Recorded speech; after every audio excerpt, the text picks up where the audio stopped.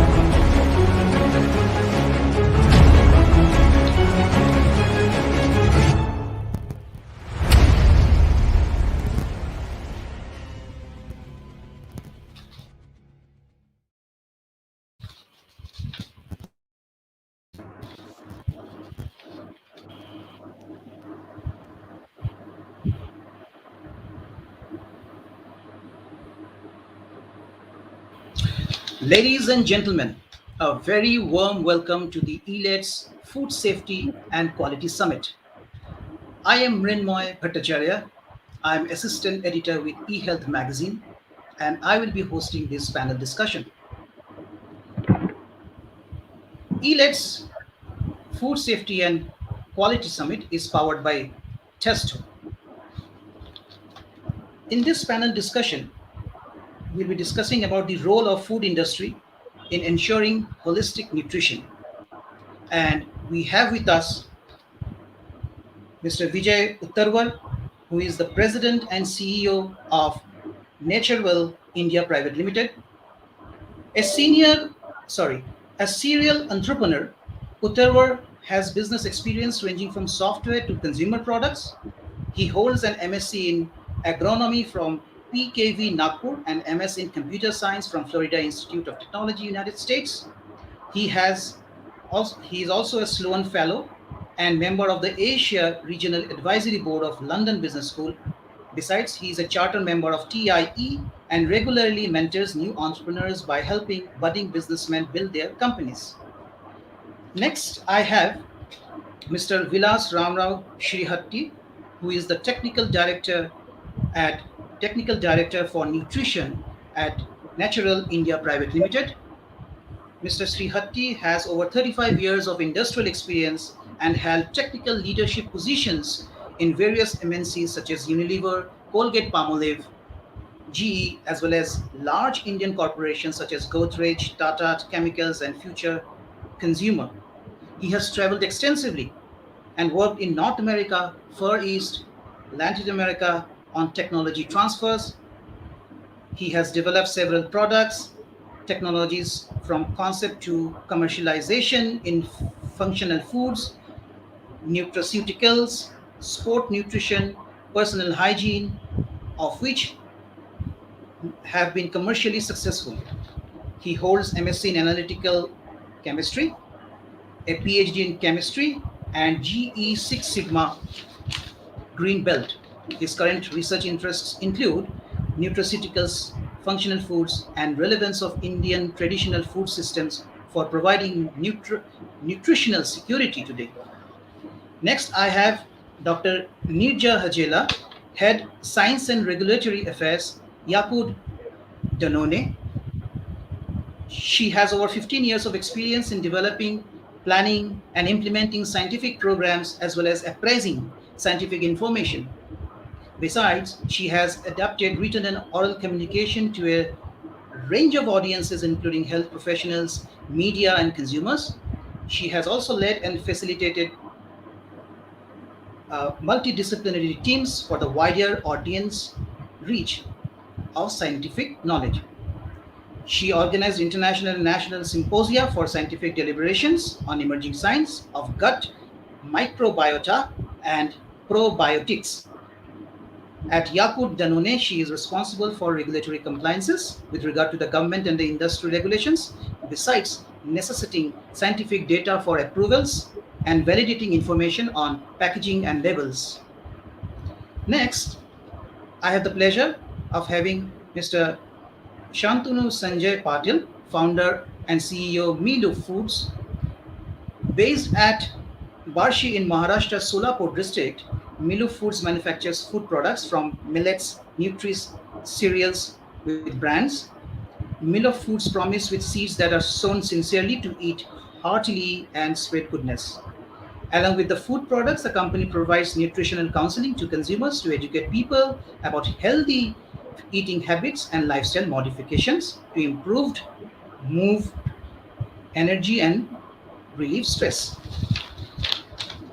Now, I would like to invite Dr. Nirja Hajela to moderate this panel discussion. Over to you, ma'am. Thank you. Thank you so much, Nirmoy. Am I audible? You're loud and clear, madam. Okay, great. Thank you very much. And it's a real pleasure and a privilege to be moderating this panel discussion. We have esteemed panel members, so we're going to gain a lot of knowledge from their conversation today.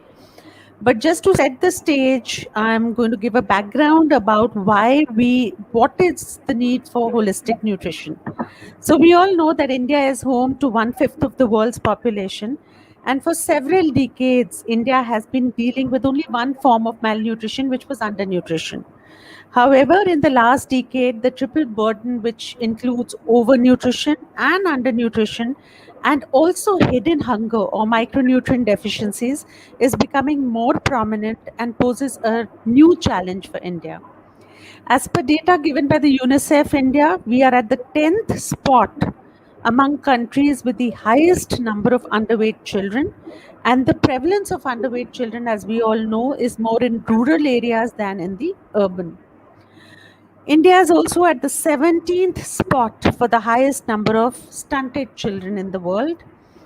The analysis of the National Family Health Survey, NFHS 4, reveals that 6.5% of children under 5 are stunted and wasted, 18.4% children are stunted and underweight, and 8.2% children are both wasted and underweight. Malnutrition is estimated to be a contributing factor for almost 1/3 of all deaths of kids below the age of 5 years. In addition, more than half the children and women in our country are anemic, implying an insufficient amount of hemoglobin in the blood. This is again caused by nutritional deficiency of iron and other essential minerals and vitamins in the body.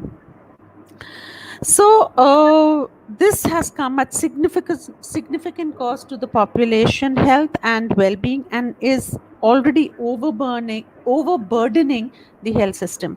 Of course, the goals that we need to achieve a holistic nutrition has been described very well by the Prime Minister's scheme, Poshan Abhiyan, or the National Nutrition Mission, which is Government of India's flagship program to improve nutritional outcomes in children, pregnant women, and lactating mothers. Now, we all know that we are grappling with the triple burden of nutrition.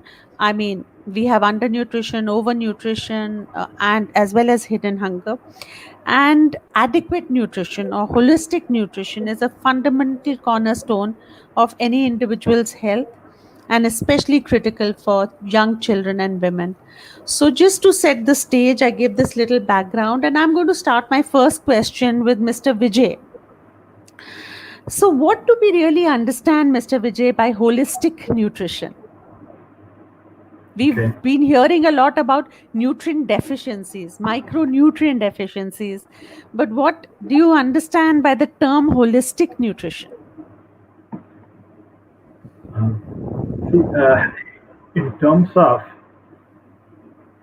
I take a very simple view. What we used to eat 50 years back, our Indian diet, okay, at that time we did not need any specific additional supplements. Okay, it was all typically a square meal. You will have a typical Indian meal with dal, rice, roti, sabji, some additional, pickle, yogurt, raita, and so on. And we used to have all our food mostly home prepared. But as the today's world, it is very difficult. It is very difficult for you to kind of have all the uh, you know homemade food, or it's kind of a hectic lifestyle, so it's on the go. And when you have something just roti sabji, or just have a samosa or a vada pav so many times as a meal or a snack, you don't get all the nutritions. Okay, I mean, you look at any food item, any food, its primarily macro ingredient is protein, carbohydrate, and fat. There is nothing else in that. And then the micro ingredients, which is vitamins and minerals, are primarily from vegetables and fruits and vegetables, right? So when you see a proper diet, when you have uh, you know balanced nutrition, which is carbohydrate, protein, and fat in a right proportion, right? All of them give energy. But when you have energy from this 40, 30, 30%, you get a balanced nutrition. And over and above that, you need for micronutrients, servings of vegetable and servings of fruits. And together it becomes your holistic diet or a nutrition. When you do not have this, that's when you need certain supplements to be provided in. So it's a balanced nutrition, maybe a new word, when you look at it. And again, you can go in each one. When you say carbohydrates, you want a complex carbohydrate with higher fibers in there, right? You want a protein with a combination of protein and one type of protein, really. Okay, and we have a kind of fat. Not all fats are bad. You need good fats also. So when you look at it in a balanced approach, that in a simple word, I call it as a balanced nutrition or a holistic nutrition. Thank you, Mr. Vijay. You really set the stage for this panel discussion. So now my next question is to Mr. Vilas. How do you think food industry would be able to address this challenge of holistic nutrition? We know food industry is working very, very aggressively to get out products with proteins, say, or vitamins and minerals, or the very specific products for addressing micronutrient deficiencies. But how do you think that the food industry would be able to address this issue of holistic nutrition? You mute, Mr. Vilas. Thank you, Dr. Neja, and thanks to Testo India Private Limited for having me on this panel. Two things I would like to point out. It's said that today there are 10 large companies, food companies in the world, which are influencing the way consumers eat food. And why food is relevant? Because nutrition comes from the food. So food is very important to us. That's point number one. Point number two, as we grow to a population of 10 billion, we will be facing more challenges. And the biggest challenge is going to be food. It's a fundamental, having food security and nutrition security is a fundamental right of every human being, not only every human being, but every life on earth. But despite of that, that fundamental right itself is going to be a major challenge as we move ahead with increasing population. The third thing is nutrition has become, the nutritional need of a human being has become very dynamic. The reason being, our lifestyles are changing, the pollution is changing, what we are getting exposed to, the stress in life, there are many factors which are influencing nutrition. So it is not that nutritional requirement of A and B are going to be same. They're all different, and the nutritional requirement of an individual also changes with age, with the kind of activities he is doing, and that is also changing. And the third thing is all about the awareness. Who should bring the awareness and education? For example, I take the COVID situation now. Every day when I open the newspaper, I will see how many cases have been diagnosed, how many people have died, district-wise analysis, country-wise analysis. But does everyone recognize malnutrition and hunger as important as this? If suppose I start seeing that kind of a data on how many people died to be of starvation, how many people went to bed hungry, because UNO says that 800 million people go to bed hungry. Hungry. And when they are hungry, you can't even be talking of nutrition because there is a lack of even food security. Now, it is also said that all the industry, food industry in general globally, the sustainability and human health, are they the ultimate targets of all these industries? And if one has to put his hand on the heart and say, probably that is not true today. So that is the first thing that has to happen, that I must take a look at what is sustainability and how it is, what I am going to produce and market is going to influence the health. Because whatever you put, and that these 10 companies together have the greatest power to influence the way consumers eat food. If you talk of quick cuisines and all, people's expectation is that I can cook the food in 2 to 3 minutes, but that is the expectation that I am setting. So consumer dynamics are also getting changed by the companies, and they have a greatest power to influence it, and they should use it to make sure that it's a positive influence. And coming to sustainability, today a lot of experiments are being done to grow quinoa in Andhra Pradesh. Yes, quinoa is a good this thing, its health benefits have been established. But do I keep following all these trends just because it's a trend? What is the impact of me giving up traditional crops and running after quinoa? What is the impact of that on the soil? If that is not taken care of, tomorrow we will end up having a disaster, which people are talking about in Maharashtra. Excessive growth of sugarcane is leading to water shortage and a lot of problems in Maharashtra. So when we make these changes, if sustainability is not taken into consideration, is companies only look at trend and influencing consumers and satisfying them to meet the trend, I think we will never be able to address this malnutrition. And recognizing that malnutrition is as bad a pandemic as corona or anything else, I think has to be taken into account.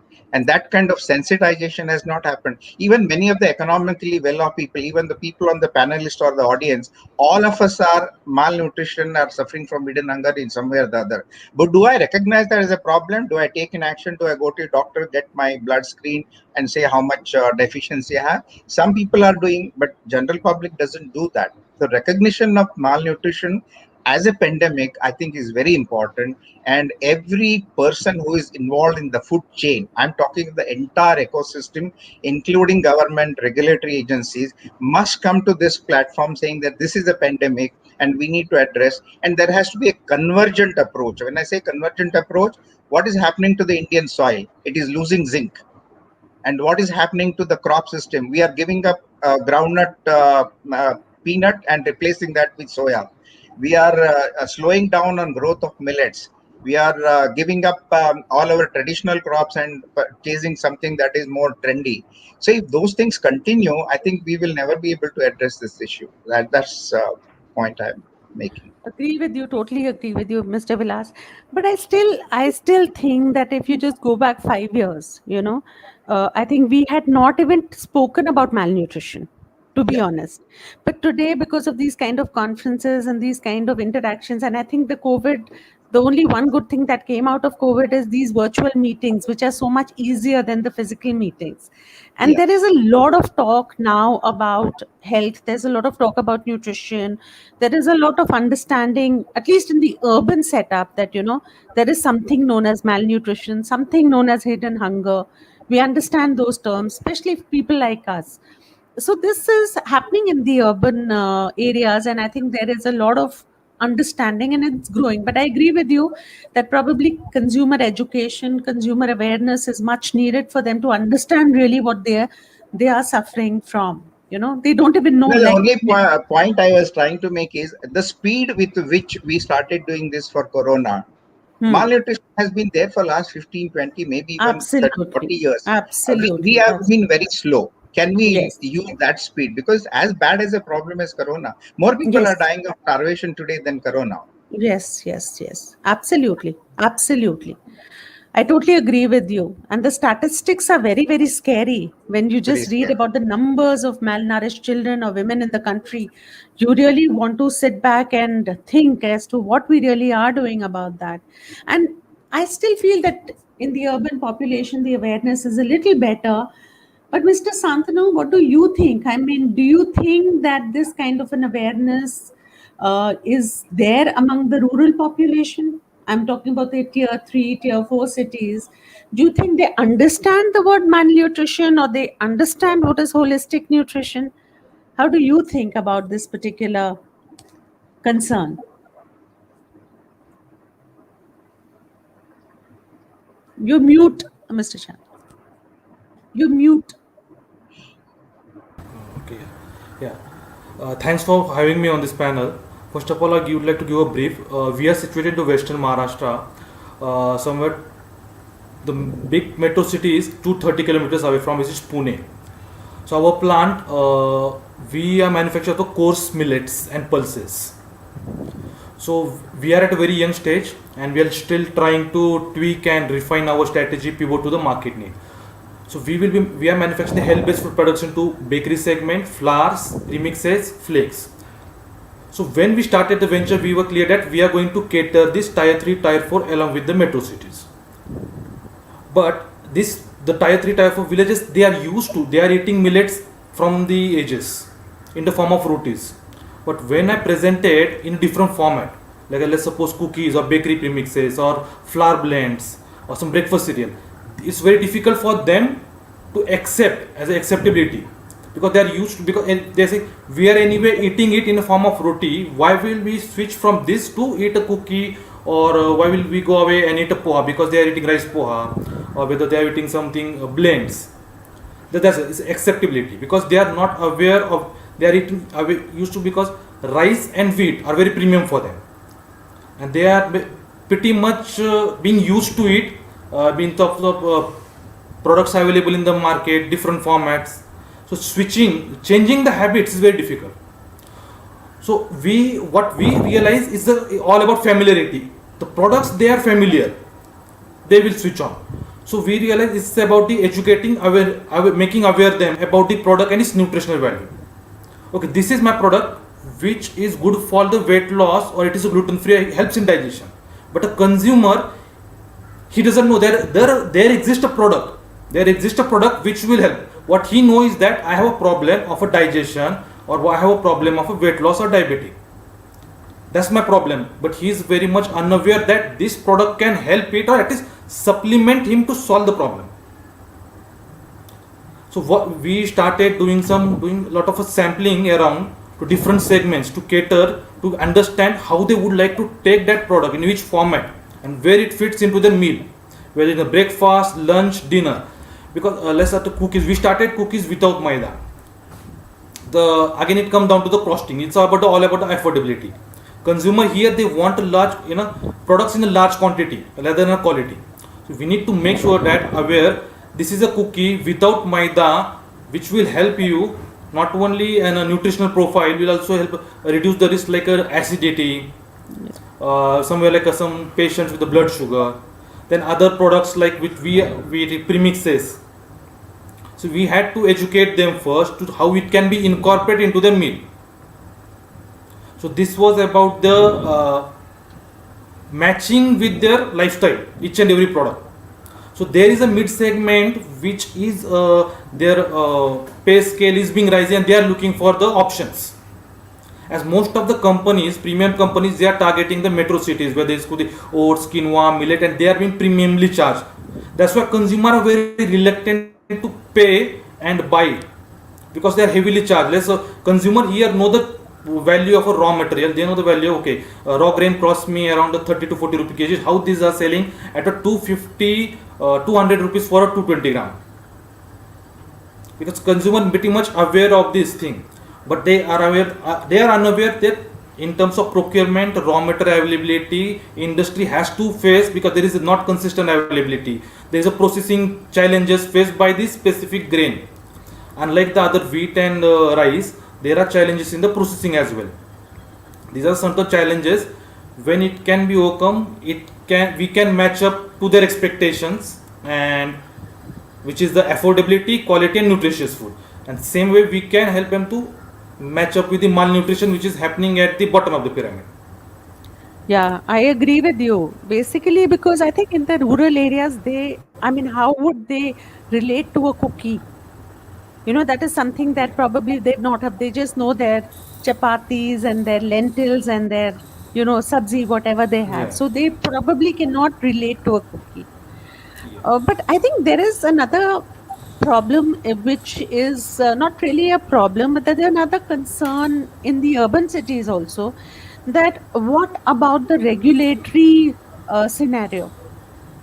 I mean, how strong is the conviction of the consumer when it comes to the claims and the kind of benefits that products are making on their package label?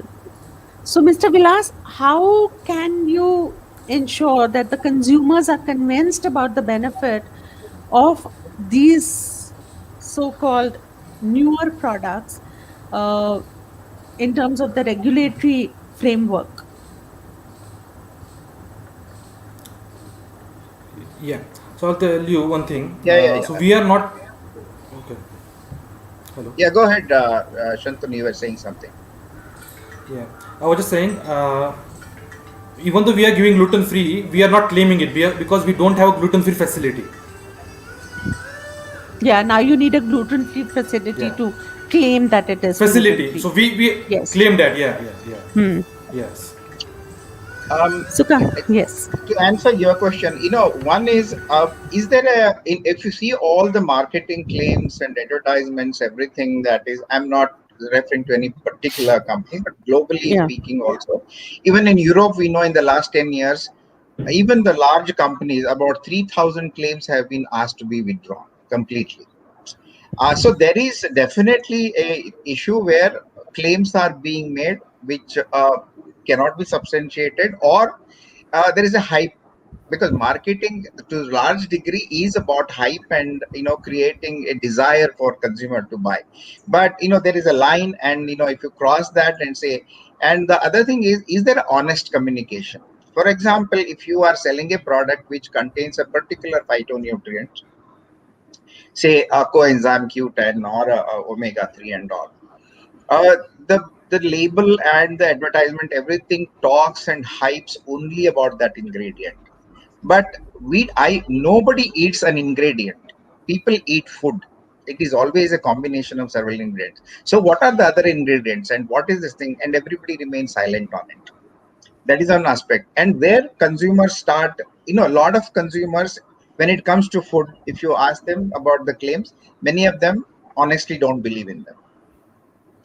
I mean, with due respect to the whole this thing.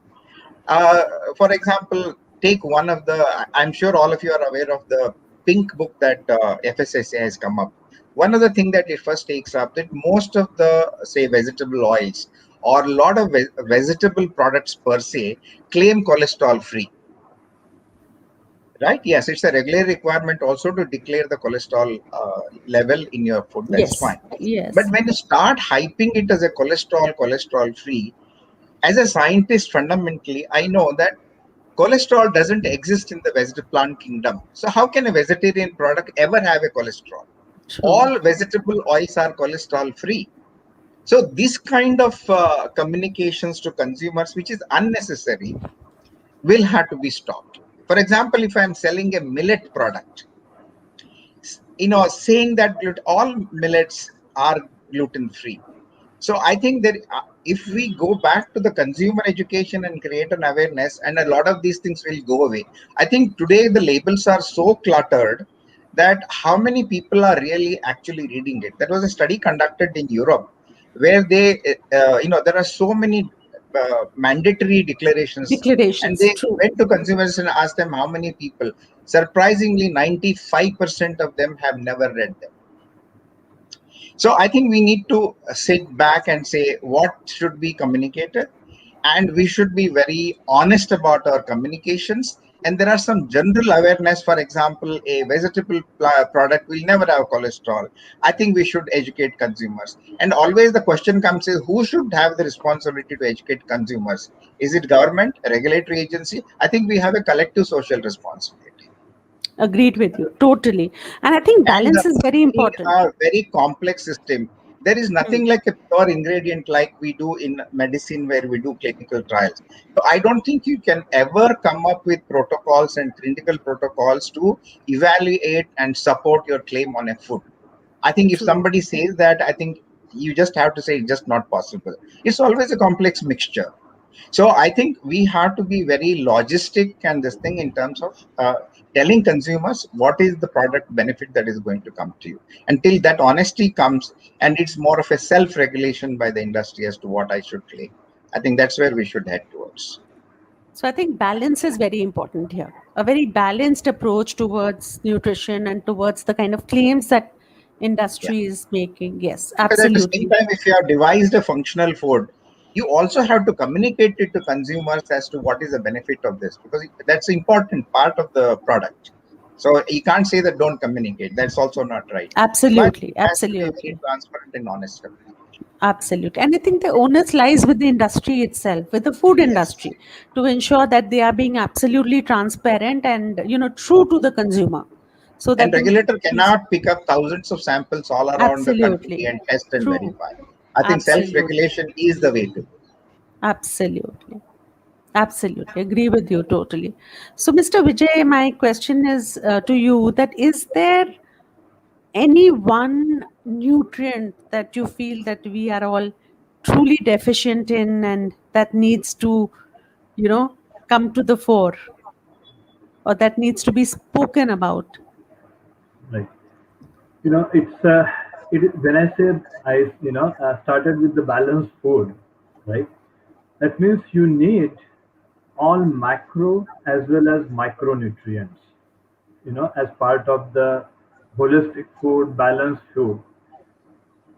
But over a period of time, what has happened is our millets have started disappearing or a very minimal consumption and more, maida and more processed atta. And we have also seen another trend is the consumption of when you're on the go consumption and the consumption pattern of the Indian diet. Okay, if you look at as the Indian, meal in a thali, you will see is a heap full of rice, two, three, four, five chapati, just one katori of dal, and some, either a gravy sabji or a potato sabji. When you look at this as a kind of a nutrition, it is very high on carbohydrate, right? Our sabji, it is less vegetable and more masala and oil in there, right? We also tend to eat lot more fried and sweets. So our consumption of an Indian diet in general is very high in carbohydrate, very high in fat. And from that perspective, we are going away from the balance and not getting enough protein, which is the third important nutrition as part of the nutrition table. So, in general, protein is has become even more important because our general diet does not include enough protein. I mean, normally you need 1 kg of per body weight you need 1 gram of protein. 1 gram per 1 body weight. gram per Yes. kg body weight. So in general, 60 to 80 grams. That's the kind of protein requirement.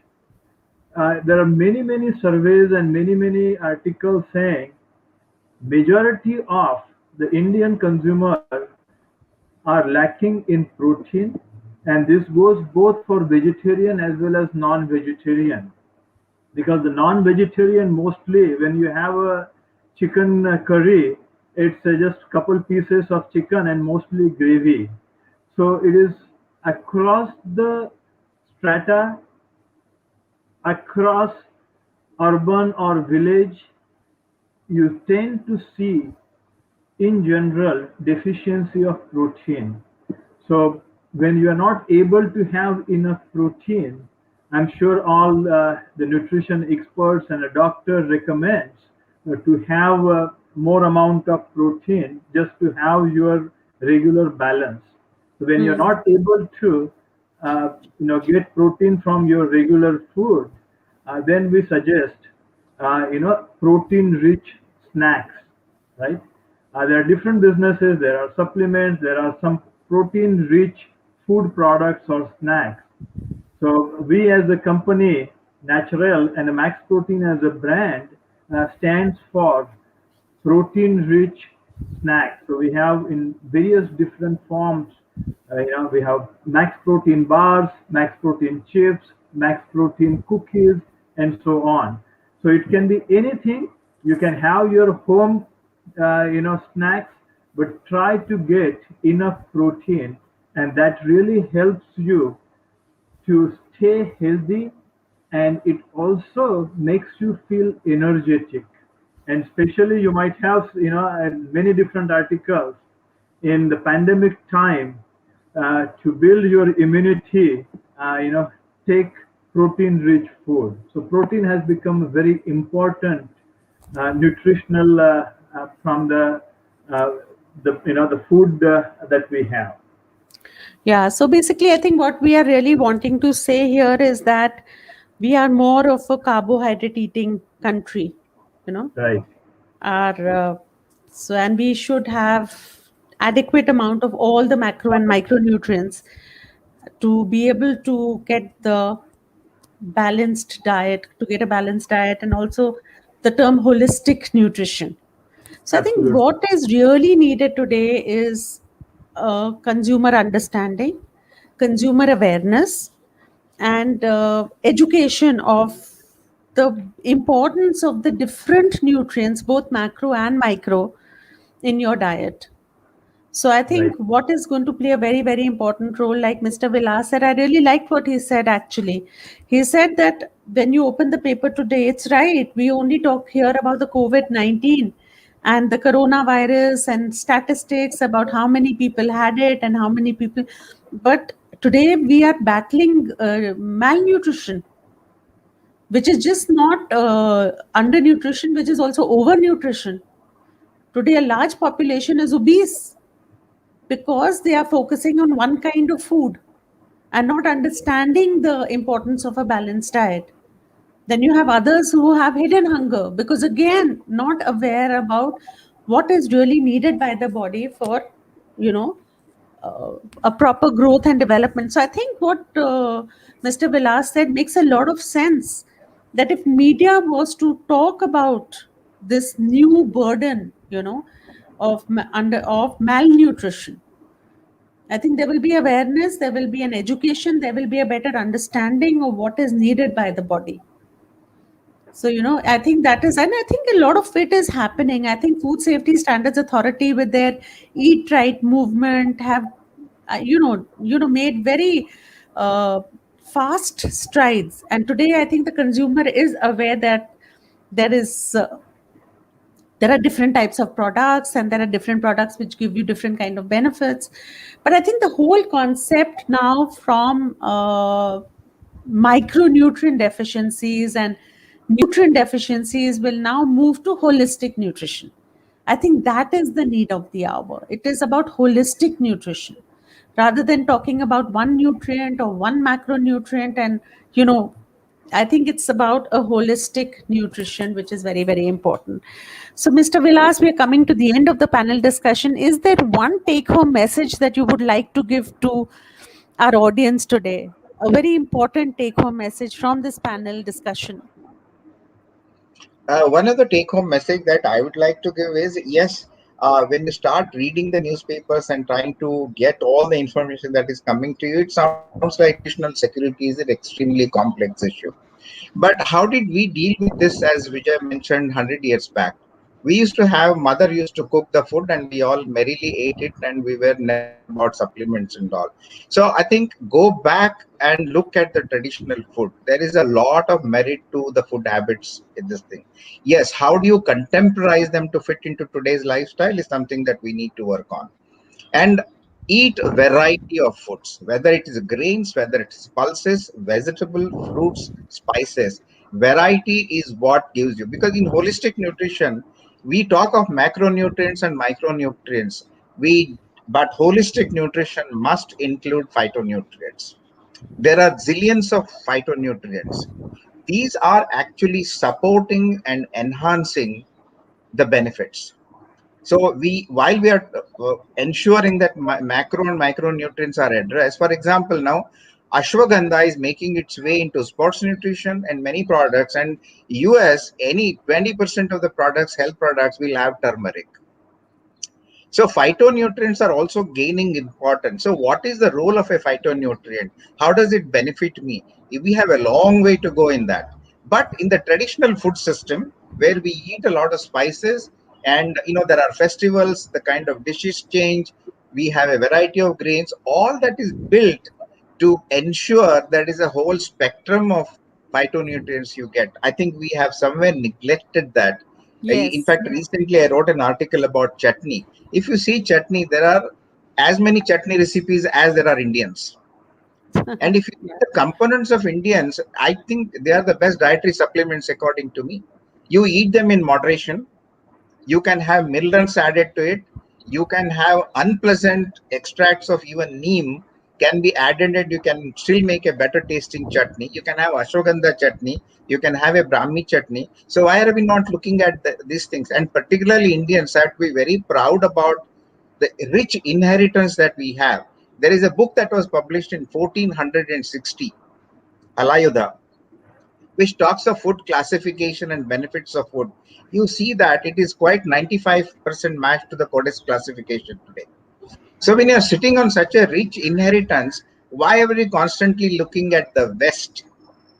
If they say quinoa, I say quinoa. If they say oats, I say oats. But what about your own rich tradition that you have? I think Indians will have to take a serious look at that. And that would be my take home message. Thank you. Thank you so much, Mr. Vilas. That was very, very useful, in fact, yes. Mr. Vijay, would you like to give one take home message? Okay.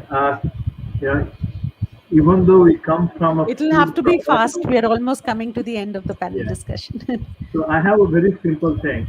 If you eat good, balanced diet, homemade food, square meals, you do not need any supplement from outside.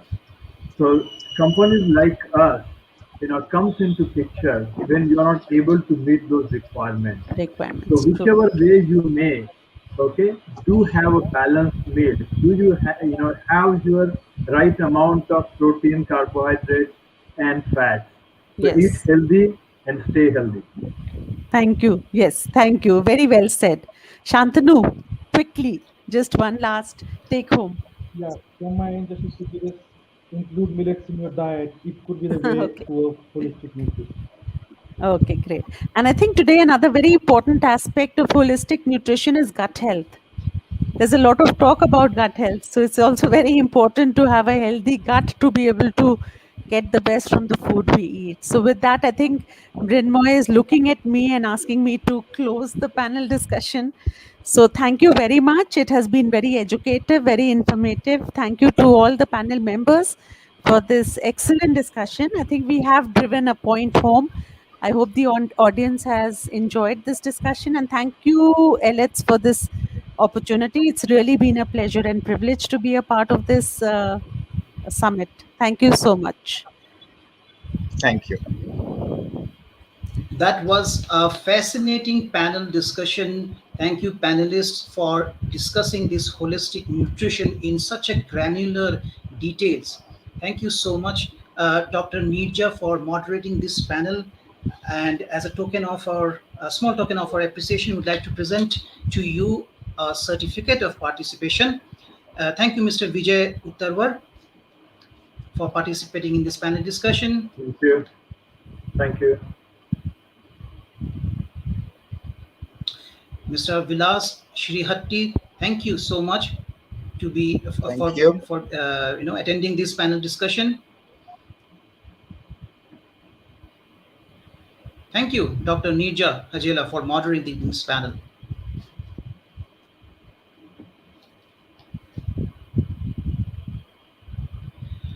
Thank you, Mr. Shantanu Patil, for attending this panel discussion.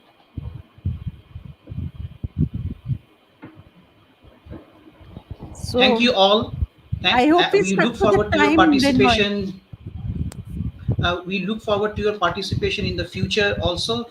Personally speaking, my takeaway from this panel is importance of marketing communication, because in my observation, many a times brands or companies, they don't communicate what they ought to communicate, and they fail to communicate their USPs, as Mr. Vilas Shrihatti also highlighted. So that is my personal takeaway from this panel discussion.